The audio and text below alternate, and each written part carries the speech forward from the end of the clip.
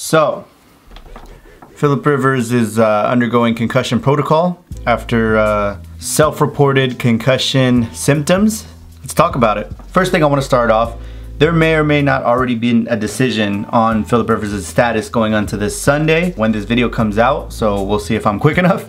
Hard part about doing like super duper current sports videos, like news, talking about it, is that like the turnaround time of me filming this, editing it, uploading it the next day, things could always change. Anyways, I'm gonna dive right into it. So Philip Rivers is in concussion protocol. He was limited in practice this week, so at least that's a good sign. But at the same time, he still has to clear the protocol, which dictates that he needs to be evaluated by an independent neurologist, guy who studies brains, and he has to be cleared before he can play on Sunday. Now this is huge. As capable a backup as Kellen Clemens may be, he's not Philip Rivers. Do the Chargers go with Cardale Jones? To be honest, I don't think so. I think Kellen is the more capable backup. I think he's more familiar with the system. Although it would be interesting to see Cardale go up against the Bills. Also, I mean, side story, Tyrod Taylor got benched. I mean, that's a whole interesting debacle right there. But that's a different topic. Now, because of this, I want to talk about this man right here because of those reasons. Rivers is constantly that guy that's like on the outside looking in as far as that of his peers. And by his peers, I mean like Eli Manning and Ben Roethlisberger and those quarterbacks of that draft class. I mean, you can kind of lump Tom Brady in there a little bit, even though he's a little older than those other guys. But that older generation tier of quarterback, you know, you have this middle tier of like Russell Wilson, Andy Dalton, Cam Newton in there, like that middle like range. And then you have like the younger guys like the Jameis Winston, Marcus Mariota, the Derek Carr, like the young like future quarterback type of thing, even though those guys are like 1 or 2 years seasoned now. But anyways, now whether you are a Charger fan or not a Charger fan, you have an opinion on Philip Rivers. Most of the people who aren't Charger fans, at least from what I've experienced, you know, few people actually say, oh, I like the guy, he's definitely who you want leading your team. Everyone says he's a crybaby, he talks too much, he's too animated, he's all over the place, you know, he throws too many interceptions, he can't get the job done and all that stuff. And there's Charger fans themselves who will say the exact same stuff. But at the same time, there's plenty of Charger fans who are all for the guy, who are all about, you know, Philip and his bolo tie and his cowboy boots and, you know, his fired up attitude and his country kind of talking and like all that stuff, you know. So it's like what it stems down to is you know, winning, not only winning but postseason winning, and all is forgiven. If you win in the postseason, you win a Super Bowl, you do all that stuff, all is forgiven. You're automatically escalated into like this exclusive club of you know, postseason success and things like that. And I get that, I really do. I mean, it makes sense. Obviously, if you win the big dance, you know, you've accomplished something that not a lot of other people have accomplished. So I get that. I'm not taking anything away from that. However, it's definitely not fair to say that Philip Rivers isn't in that top tier of quarterback because he hasn't won, you know, the Super Bowl, the big one. You know, he hasn't had the postseason opportunities that a lot of these other quarterbacks have had. And I mean, you look around what he's had to work with. I mean, the last recent history, he's had nothing but injuries.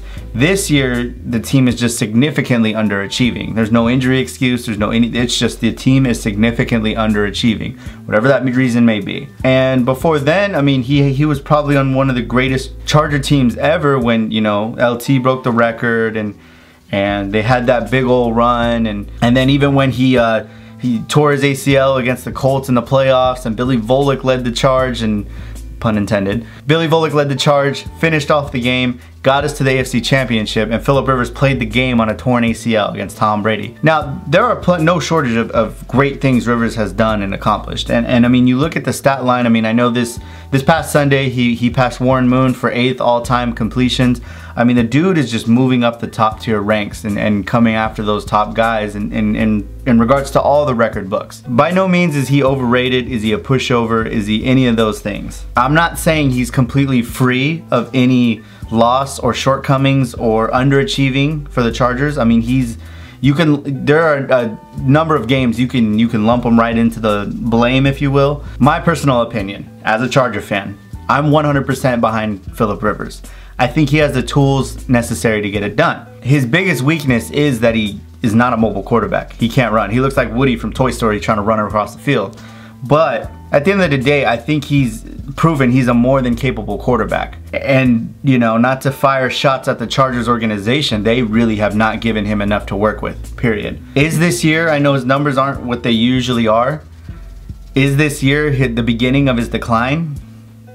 Perhaps. Granted, they have gone with a head coach who with a philosophy of run heavy or balanced offense, as they say, but it's still a lot more run heavy than it's been in past years. I've been very critical of the play call this past season. I think they've been way too conservative when they needed to be more aggressive. I feel like the Chargers have had some shining moments when they say, all right, you know what, Phillip, go have at it, do what you want, you have full control, and you could tell like a switch is turned on. All of a sudden he's picking defenses apart left and right, up and down the field, throwing touchdowns. I mean, at what point do you kind of just say, you know what, this run heavy thing isn't working, we got to put the ball in the hands of our best player, and that's Phillip Rivers. That's my opinion. As I mentioned before, whether you're a Chargers fan or you're not a Chargers fan, you have an opinion of the guy, leave them down below in the comments. I want to see what you guys have to say about our quarterback. I want to see what your thoughts and opinions are, and I'll leave off with this. I know in the past few years, like every single leading up to the NFL draft, the talk is always like, okay, well, you know, when the shows are doing, they're like, okay, here's each team, here's all 32 teams, here's their list of needs, here's what they need to draft. Like every year, top of the chart is QB. They need to draft a replacement for Phillip Rivers. And to be honest, I mean, yes, you could have gone and gotten like Marcus Mariota. Yes, you could have gotten and gone. Like, you know what, to be honest, I wouldn't have drafted anybody from this quarterback class. I don't think. My thing is like, Phillip is a very capable quarterback. He's not on his way out just yet. I'm not ready to write him off as done after this season or after next season. I do realize you do need to find a replacement sooner rather than later, but that by no means does that mean just take a quarterback just to take a quarterback.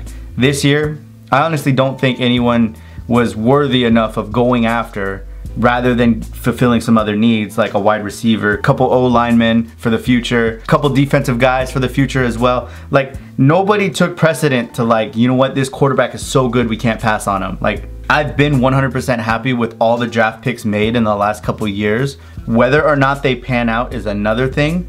I'm saying at the time of the draft, when they drafted those guys, I was 100% behind all those decisions. Anyways, I've rambled on for way too long. I really hope Phillip Rivers plays on Sunday. I really do. If he doesn't, I'm not saying I don't trust Kellen Clemens or Cardale Jones, whichever decision they decide to go with on Sunday. But if and when they don't pan out because Phillip Rivers isn't in the game, and the Chargers are going to struggle a lot more than they already are, it's like one of those things where it's like you don't realize what you have till it's gone. Because everyone, Charger fan or non-Charger fan, will realize the impact of Phillip Rivers and not having him out there. Let me know your thoughts in the comments below, and I'll see you next week.